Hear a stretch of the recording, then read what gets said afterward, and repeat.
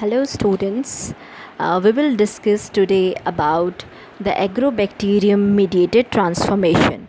As in the previous video, we have discussed about the aims and strategies of genetic engineering in plants. So, you know the aims, why we are preparing genetic engineered plants, and what are the strategies behind the preparation of genetic engineering plants. As in short, we can say them transgenic plant. For examples, I have given in the previous video that pomato, flavor tomato, bt cotton, bt brinjals, and so many other plants we have developed through the engineering, or you can say by the gene transfer from one to the another plant through the help of tDNA, various vectors, various plasmids, or various enzymes. So today we will discuss about agrobacterium mediated transformation. So there are various methods for the gene delivery. One is agrobacterium mediated transfer, that is indirect method, and there is another method also, which is like physical and chemical, which is direct gene transfer. So through the different mutagens, different chemical mutagens, or different chemical process like microinjection, ectoporation, we can insert gene from one location to another location. So today we have to discuss about agrobacterium transformation. So firstly, you have to know about agrobacterium tumefaciens. What is this? This is a soil bacterium which is used as a vector for the transfer of gene from plant to from that particular plasmid to a plant. Mean it is transforming its tDNA, it's inserting its tDNA into the plant and causing crown gall disease in plant. So it is known as a natural genetic engineer of plant. Why? Because these bacteria have natural ability to transfer tDNA of their plasmid into plant genome upon infection of cell at the wound site. So this is all about the agrobacterium tumefaciens. You have to clear about these things, because agrobacterium you are studying, so you have to know about this. Now the second point is what is the name of the plasmid? The plasmid name is ti plasmid. ti plasmid. This is the ti plasmid. It is known as tumor inducing plasmid. Tumor, because it is causing tumor gall disease, or you can call crown gall disease. So that is why the plasmid is named as tumor inducing plasmid, and it is used as a gene vector for delivering useful foreign gene into targeted plant cell and tissues. The foreign gene which is cloned in the tDNA region of ti plasmid is used for the transformation, and the main thing is transferred is the tDNA from the ectobacterium to the plant cell. And now let us discuss about the structure and function of ti and ri plasmid. So this is the structure of ti plasmid. There are tDNA region and opine catabolism, origin of replication, and virulence region. This tDNA region has two borders. One is left border.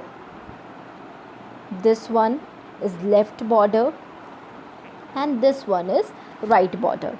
From left border to right border, there are three things. One is auxin, which is responsible for the root formation. Second one is the cytokinin, which is responsible for the shoot formation. And opine is used for the catabolism of amino acids. So these three are present in the tDNA region of ti plasmid. And now it is opine catabolism, where the catabolism of opine takes place. It is the region of replication, origin of replication, from where the replication gets started, and it is a virulence region from where the virulent gene get active.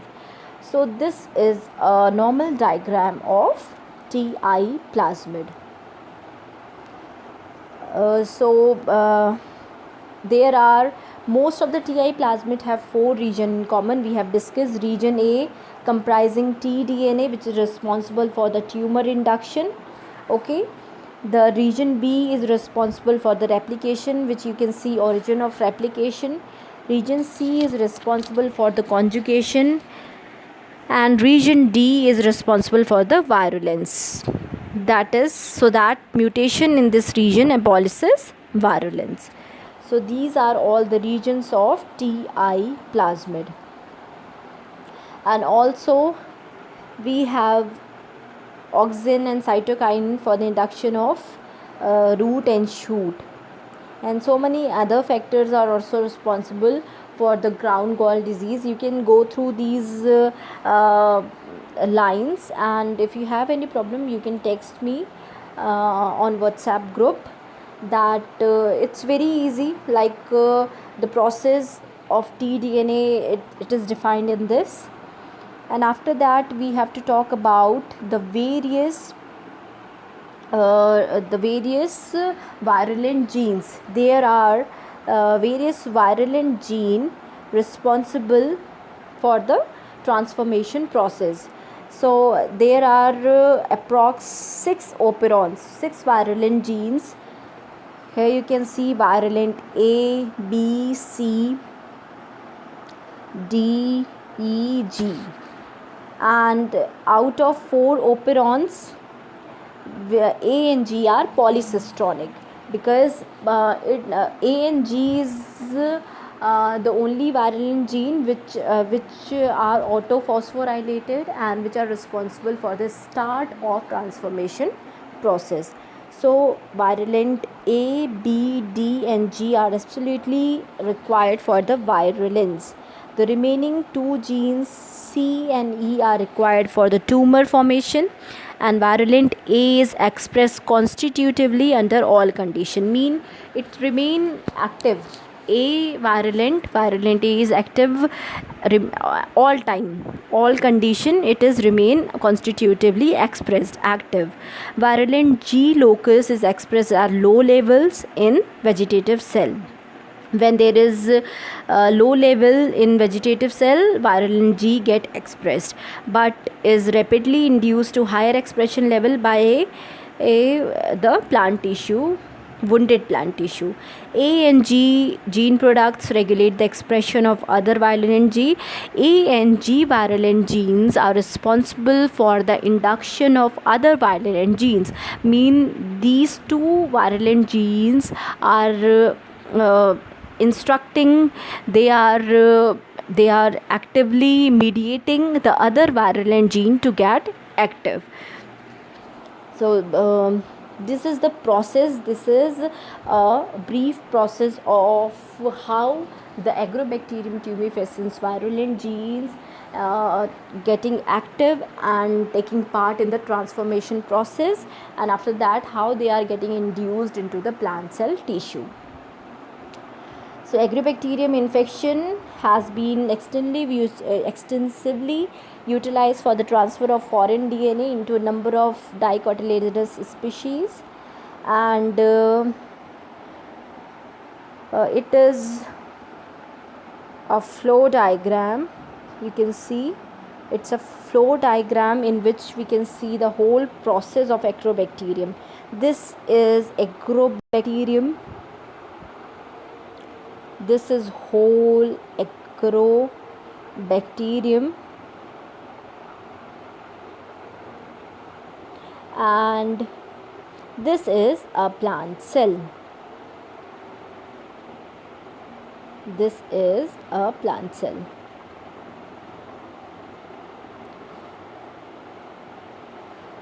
Okay, so how we are doing this? First step in the transformation is expression of chromosomal genes involved in early virulence step. mean firstly the expression of which virulent genes taking place, virulent A and G, the first step in the process. Now the second process is the signaling molecules are recognized by the dimeric transmembrane receptor complex, which is virulent A and CHVE, which is a transmembrane receptor complex. So this is the second step. The third step is activation of virulent A by autophosphorylation. It's getting phosphorylated, and it is getting phosphorylation by itself only. That is why it is known as autophosphorylation. So virulent A getting phosphorylated by itself, and it's become active. Now the fourth step is the phosphorylation of cytoplasmic virulent G by autophosphorylated virulent A. So phosphorylation is taking place of virulent G by virulent A. This is the fourth step. Fifth step is the activated virulent G now binds to the regulatory region of other virulent operon, which is acting as a transcriptional activator, and the remaining virulent genes expression getting active. What are they? The remaining virulent gene, that is C, D, E, B, F and H. I'm talking about these the remaining virulent genes getting expressed with the help of G. And how G get active? Through the help of virulent A. So now the sixth step is virulent D and D2 recognize 25 base pair tDNA border, right border, left border. Virulent C recognizes the overdrive enhancer at right tDNA border. D and D2 is recognizing the tDNA borders, and virulent C, what virulent C is doing, it is recognizing the overdrive enhancer at the right border of tDNA. Endonucleolytic cleavage is taking place at the bottom strand by virulent D2, and virulent D2 remains covalently bound to the 5' end of tDNA complex. It is getting bound with the 5' end of tDNA D2, and the recovery of tDNA strand of the Ti plasmid. So this is the function of D and C virulent genes. Now moving forward to the next step. Now the virulent B is forming and shorting the lipoproteins. Maturation of lipoproteins by virulent B, heterodimer formation and shorting. And after that, synthesis of virulent E1 and E2. Now there is a synthesis of E1 and E2. Two models of single-stranded tDNA virulent D2 complex delivery has been proposed.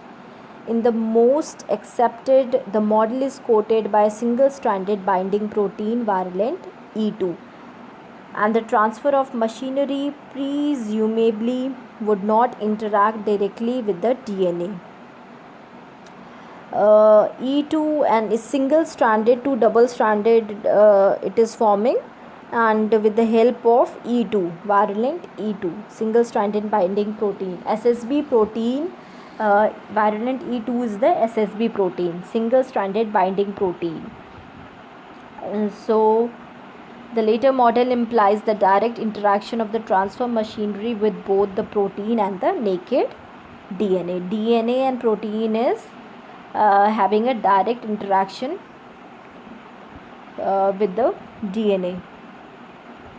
Now what is the next process? Now after that, the plant cytoplasmic receptor recognize the nuclear location signal in E2 and D2.